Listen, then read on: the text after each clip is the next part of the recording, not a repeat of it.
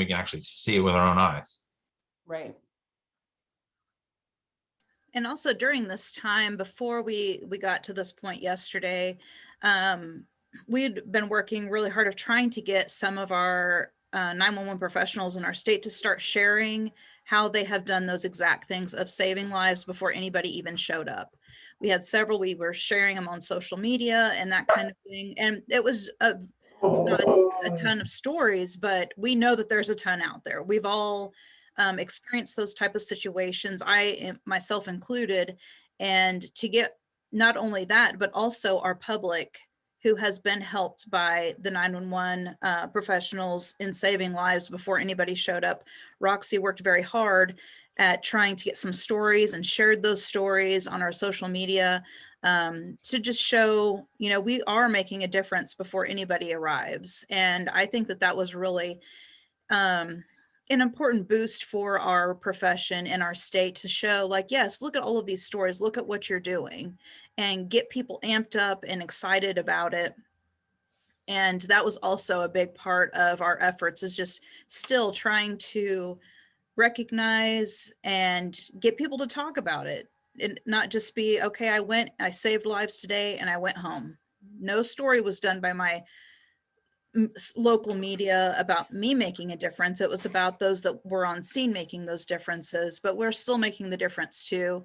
And I think that was a great effort for Roxy getting that started, of trying to get the public to share their stories and that kind of thing. So I think that was a big importance in our effort as well. And it's not that we're going to stop doing that. If we still get submissions, clearly we still want to keep sharing.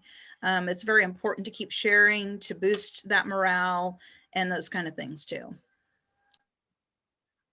Yeah, I'd like to add to the fact that it's therapeutic, because you're sharing that story, you're getting it out there, and but also, and I think maybe some people are maybe don't want to boast about it, or they don't want to acknowledge the fact that yeah, I actually did contribute. So it's not about bragging if you're afraid of doing that. It's about getting that story out of your own mind, and also educating the public, educating the politicians, and even our fellow first responders out in the field, that yeah, look, this is what happened. You know what, you didn't even know about it, because I pretty much had it handled. The ambulance went and took them to the hospital.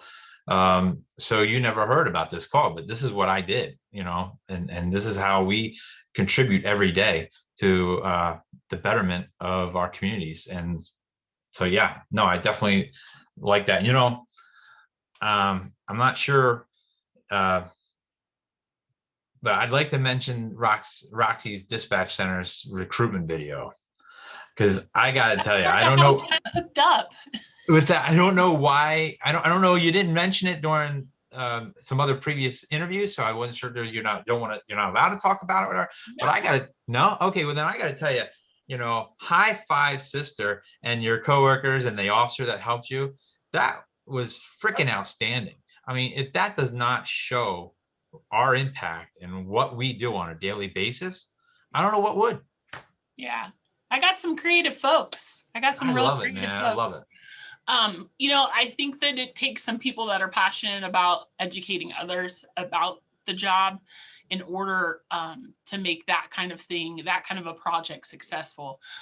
We're real lucky here in Lyon County. We have a lot of really good relationships with our first responder colleagues, so you saw in that video, our fire department helped us, our police department helped us.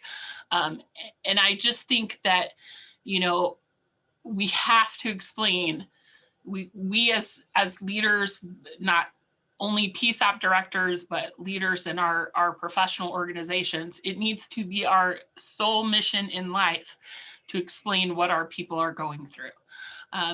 Becky and I both still sit behind the console occasionally, and it's tough, and it's exponentially harder than it was 20 years ago when we started. Mm-hmm. So I'm making my sole mission to put it out there and show people the real side, because if we sugarcoat it, then what are we doing? But we're super proud of that video, and I think we'll probably use that for years to come.